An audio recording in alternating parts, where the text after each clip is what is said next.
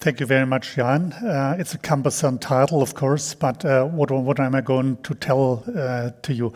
Or just coming back to my person, I learned IT from the scratch 43 years ago, starting as an operator with Metro Corporation, worked in the area of the systems, then learned programming, project management, and work with SAP for 34 years. I learned it from the SAP basis. I learned the BDC programming and also SAP basis, and I made about 50 projects with SAP. And of course, I came to the topic of negotiations. More than 25 years ago, when the DSAG was founded, the German user organization of SAP, I joined the organization. I had a small organization in Eastern Germany, unity of the German SAP users, the smaller ones. I worked with the DSAG, and I was a co-founder of the CIO party of the DSAG, and thus went very deep in the topic of SAP licensing, always helping the colleagues. Just to understand what we're dealing with is who is SAP today. SAP was founded 48 years ago by 5 guys from SAP, as you may know. But today it's one of the major vendors in nearly each organization. You see, it has something at about 440,000 clients, a lot of customers, a lot of applications, but coming to the core business, most companies in your size are dealing with is the SAP S/4HANA or ECC 6.0, which is about 40,000 installation. And the issue we are dealing with is the numbers that are not growing that much as SAP would like them to grow. One of the major goals is to go to the cloud and to be a maximal part of the cloud business. Thus, on the right side, you see here 150 million cloud contracts or not contracts, units, which is a major goal of SAP. The other one is to make profitability and income, which did not work the way SAP would like that it should work the last years. And this is one of the major reasons for the topic of SAP indirect access and the topic of digital access. The indirect use and the digital access, which I will show you in some topics, had been in the terms and conditions for many, many years, but SAP tried to be an open system to integrate all other systems, and everything was fine as long as the numbers of SAP were going that direction. Then the German unit, more than 5 years ago, fell from 20% of the turnover of SAP to about 13% of the turnover. A guy called Mr. Thompson came over from IBM, and he learned the business from IBM, what to do when you will not be able to sell license, start with audits, start with clauses and stuff like that. You may remember the timeline of SAP, starting with the R2 system, the R3 system. Today we are in the phase of S/4HANA, which incurs even more topics. And of course, you all know what is S/4HANA, and it gives other things. Another major reason, besides of the income that was not growing that much as Leo Apotheker and other guys tried to. They wanted to achieve 35%, is the acquisitions SAP had done, and all of the acquisitions had to be done at a very high price. And thus it needed to be refounded financial, and this is one of the other major reasons. For instance, I remember in 2013 when SAP acquired Hybrid, the reason was SAP was never able to develop an e-commerce software that is on a state of time. When they developed a new generation, they were 2 years after the market, and when they acquired Hybris at 1.5 billion euro, the first thing the guy called Bill McDermott was deciding was take the list price factor 4, and the prices had been 4 times as high as before, without doing anything at the software, and being asked why he does it. Oh, we may give some discounts. That's the way we do business in America. You see, and one of the the other issue is SAP is delivering more and more income, not from the core product, which is the ECC, but from other things. And they were thinking on how to press more money from the traditional product. And the indirect usage was one of the major things. You may read it in the use terms. I do not want to go very deep in it. The use terms had been there at a long time. Usually you need a named user license, which came from former times, and you need something like a package license in some cases. The new way is more and more package licenses, and in most of them you do not need any named users anymore. That is one of the perspectives of the future. The exceptions of the named users are pointed out here. It is not so many points where a named user is not needed, but this will be the future of the licensing.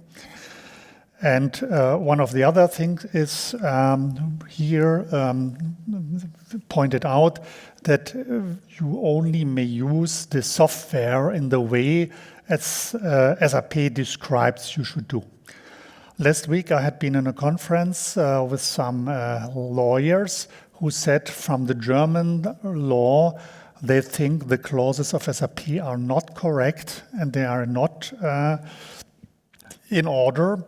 And this is one of the reasons why the German voice brought over to the court, to the European Commission and the German Commission, and they want to say that SAP does not trade correct with their terms, and they are so important on the market, and they misuse their market position.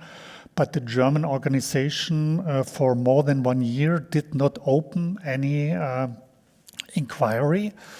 They went to the Facebooks and Googles and other bad guys of the world and did not want to cheat the pearl of the German industry, the only one in the European stock, the only one with a value sometimes more than Deutsche Bank and all that stuff. They don't want to cheat their German pearl, and thus you have to deal with the things as they are fixed. Coming back to the indirect use, there is the definition that you only may use it in a special way, and if you link a business partner that has also been to be licensed. I like that old slide of a guy called Ralph Udo Grenz. Ralph Udo Grenz was a buddy at IBM for Mr. Thomson, and when he was not able to raise the profit in Germany, he had an idea to get Ralph Udo Grenz as the head of SAP measurement in Germany. And first thing he did was the measurement organization at that time, 7 years ago, had been of 2 persons. That shows that Germany and German SAP did it in a partnership way. And first thing he did, he hired 6 additional guys, Ralph Udo Grenz as a head, coming from IBM, and also took the help of Ireland and came out with an idea which is called indirect usage. And he shows, this is a German one, but I just explain it. I like the old thing. Normally, you need a named user and a engine license. Some exceptions are package licenses. And you have a direct use when a human being is interacting with SAP software. You have an indirect usage if a non-SAP software is in between. And you have some mixture forms. And there is an exception, which is the so-called static documents, which SAP incurred in 2017. I will show you that later on.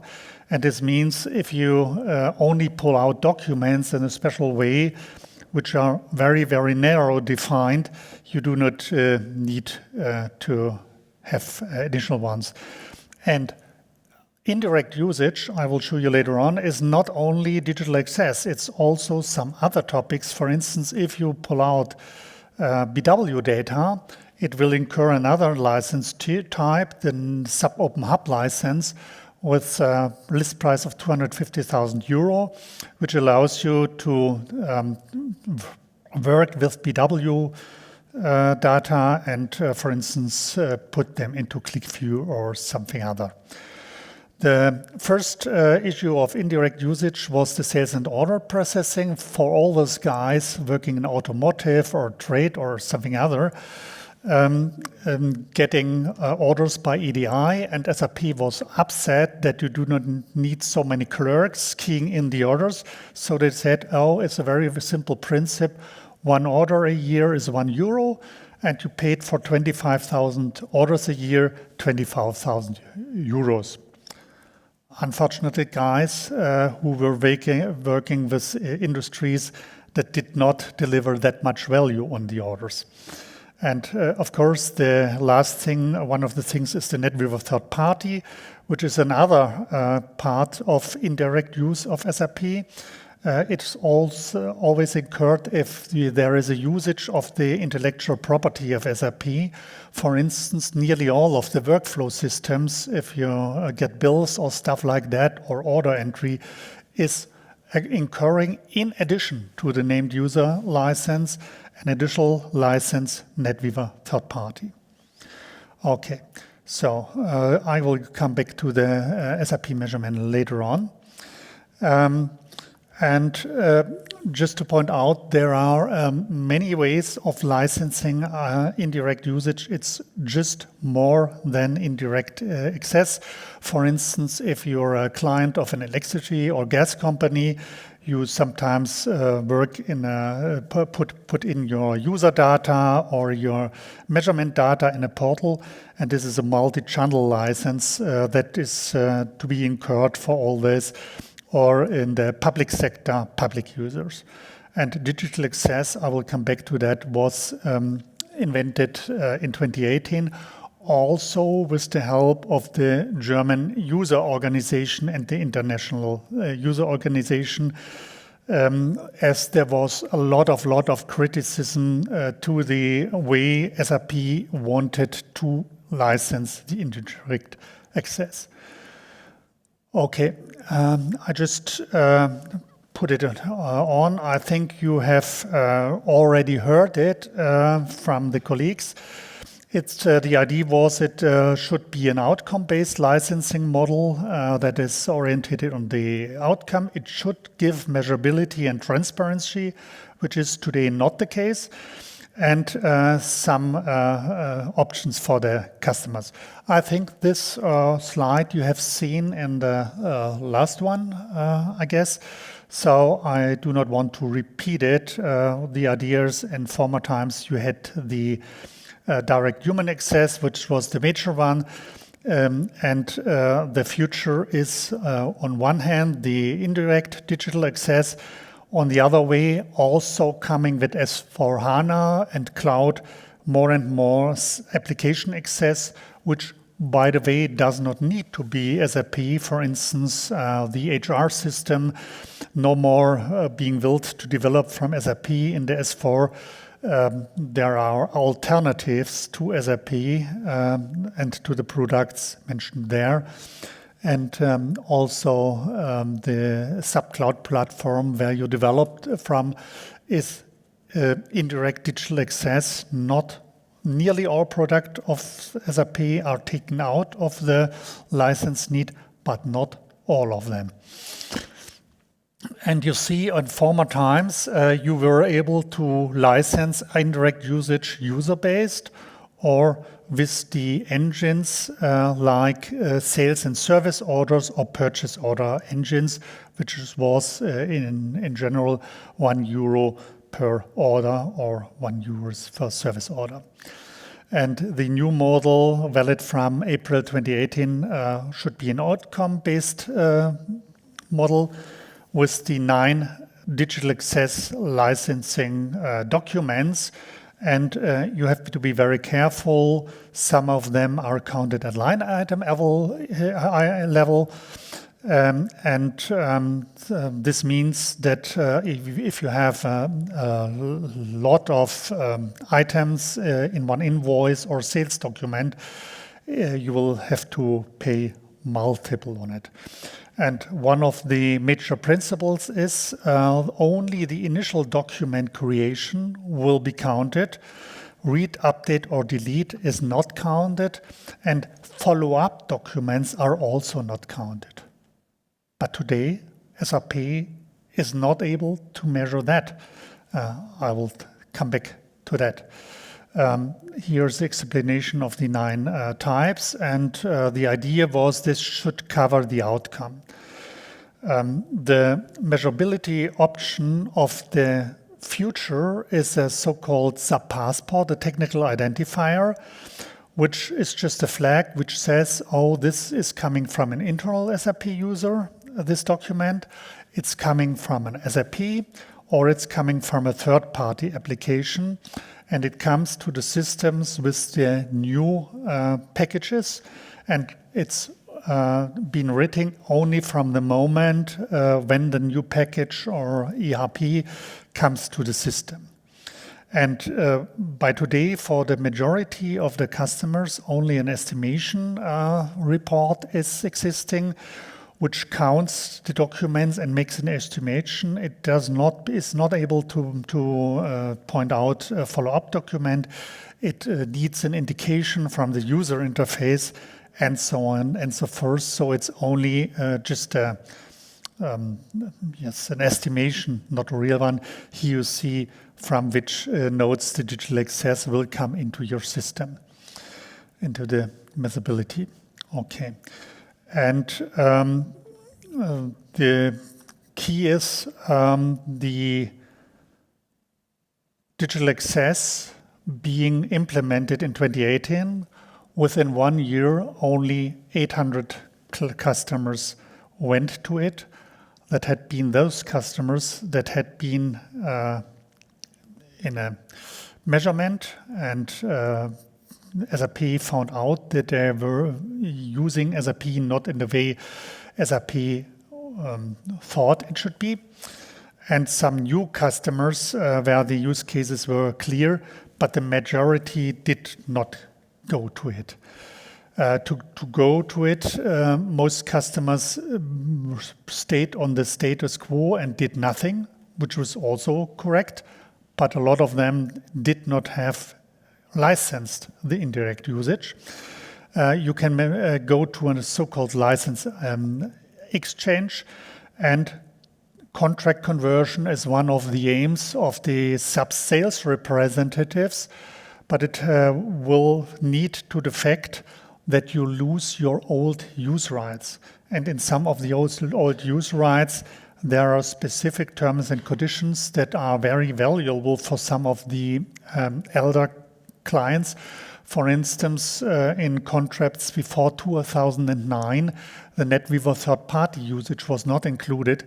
So customers which can refer to very old contracts are not obliged to buy NetWeaver third-party, and customers with a contract at about 2000 and before did not need to buy developer licenses. Just to give you a few examples why it may be helpful to stay on the old page. The SAP Digital Access Adoption Program is based on digital access and based on the fact that only 800 customers went to the new model, and it says, hey guys, we give you a discount. This was the old Bill McDermott attitude. If the customers don't buy, press them by audits or give them a little bit sweet by high discounts. The one way to go to it is you license at least 150% of your need. This means 15% grow up. And the other, you get the 100% for free. And the other one is you license at least 100% of the current document need, and you receive a 90% discount. For many customers, this is a good way to clarify the issues. What are the problems with both? By the second option of getting 90% discount, usually you will only get it at this time. You will not be able to grant a 90% discount in future. And the first option means you can get the discounts you usually get, which for small companies is not very much. Small companies usually get 10%, 20%, 26% on the on-premise licenses. Only the larger customers get significant discounts, and they have frame contracts which grant the discounts also to the futures. Small customers usually do not have them. So in general, if it is useful to put in the digital access adoption program, for the larger customers, option A may be the best one, for the other, option B. German DAAP says you can also ask SAP to do this service. I would not like the idea to do it because the persons that are doing that are the auditors. These are the auditors who had been in audit in some cases for 20 years and more, who will pursue each deviations, and they see many things when they go to the system. So I myself would not like that idea. Yes, static read I will pass. And the Digital Access Adoption Program has been renewed just from April of this year. It is valid 1.5 more years, up to December 31st of last year. And it starts to work. So we see on the market that a lot of persons go to the Digital Access Adoption Program to clarify their problems and to solve the issues they have. If it is useful, if it is not, is dependent on the circumstances of the case. For some of them, it is really valuable, and even the fact that only those 9 document types are measured, and in further times, in former times, everything had been measured, leads to the fact that for some companies it's even cheaper to go to the SAP Digital Access Adoption Program than to take users for the licensing of indirect use. NetWeaver third-party licensing is a special additional license which you will have to apply if you use the intellectual property of SAP, and it's most times in place if you have an add-on or a modification or an API, and there is something like a tree, like a decision tree, where you can look if you need it or not. Due to the process of time, I would like to drop this, just tell that many customers, many clients had not been aware of this license need, and the improvement of the license tool, which started with the usual LAW, License Auditing Workbench, which has been developed to do LAW2 and more, gives the first indications of indirect use and of NetWeaver Foundation use. And thus, many clients, many SAP clients are obliged to do an estimation and to go into licensing. And always be aware, it's better to know what you're dealing with or what than to run into an audit with SAP. SAP is very fair compared to an IBM or Microsoft or other ones, but it has a clause that you will not get usually when the purchase of licenses has to be done by a measurement or an audit. The discounts you receive will not be given usually. And this is a clause that colleagues of very big companies which receive very, very good discounts had been running in. And that can be avoided very easy, just telling your sales representative or person contact at a partner that you are going to a measurement, you're not quite sure, and you think you should like to buy some additional licenses. Then you're in negotiations, and when you are in negotiations, you can get the usual discounts you get.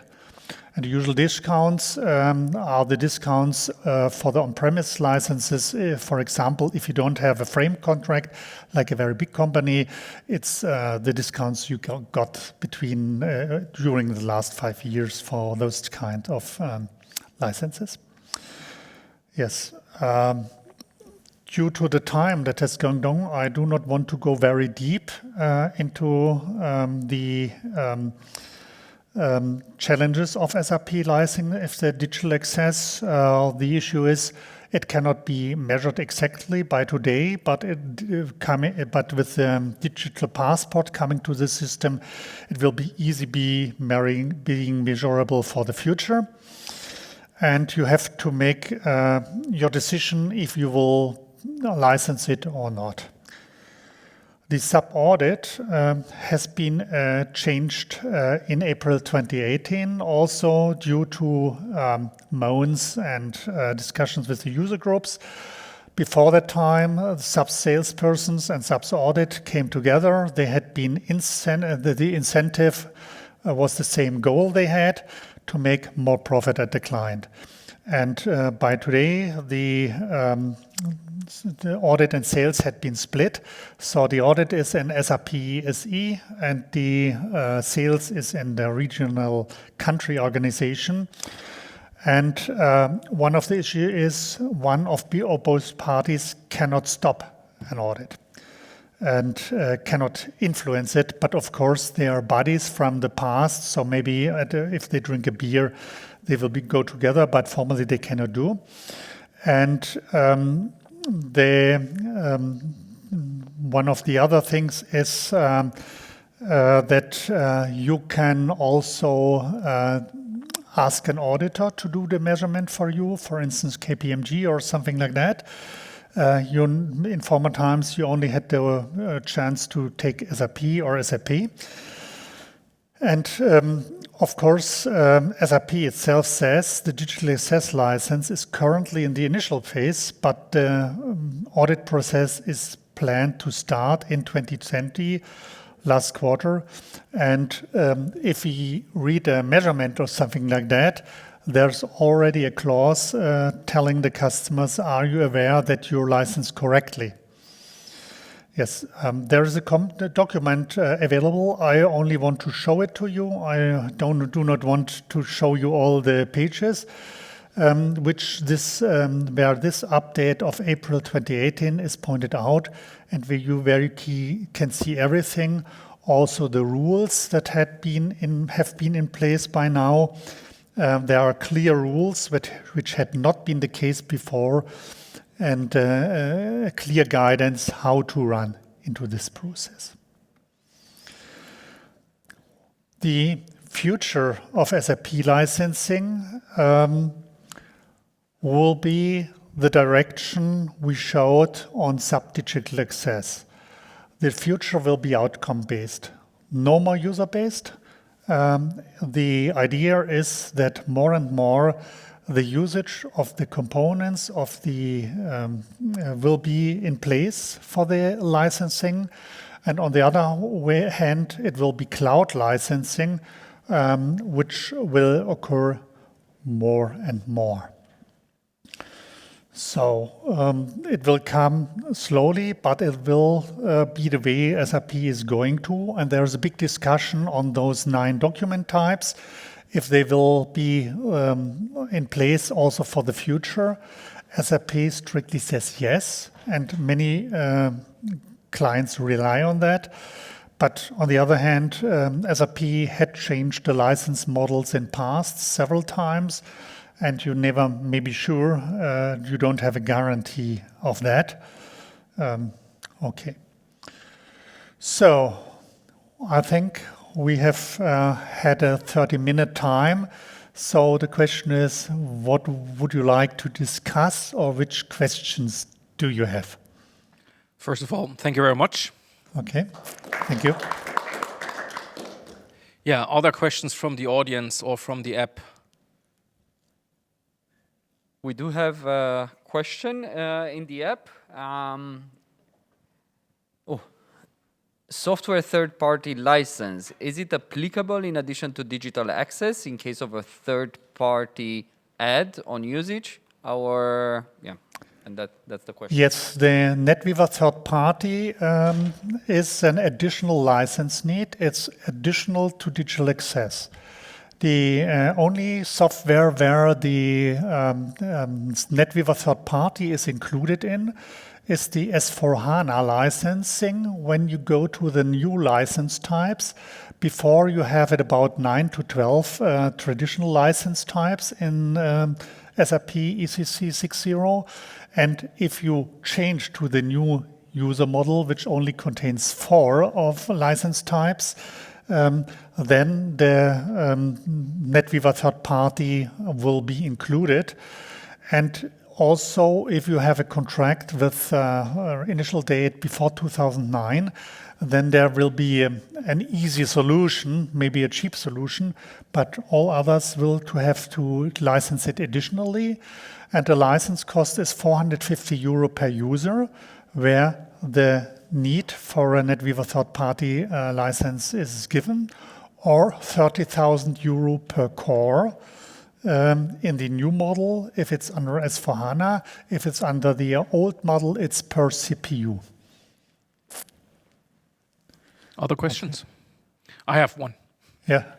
You gave a little outlook on the future licensing concept from SAP, and I'm absolutely with you. Will be transactional based, outcome based. Where would you see also then would you see that the named user concept from SAP, let's say, besides services like SuccessFactors, will actually go away?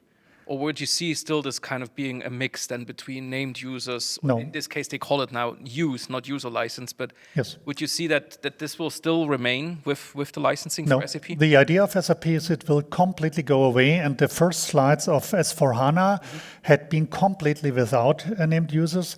Then they saw, okay, the use of the ECC still requires named user. But the idea of SAP is they will completely go away from the named user concept. At least for SAP S/4HANA and that stuff. I'm not quite sure how it goes with maybe BW or BW for HANA. I'm not sure, but the idea is really to go completely outcome based. Yeah. Okay, thank you very much. Okay. Lorenz, thank you very much again. No more questions from the audience? Nothing? Okay. Then appreciate your presentation. Thank you. And I think, let's see.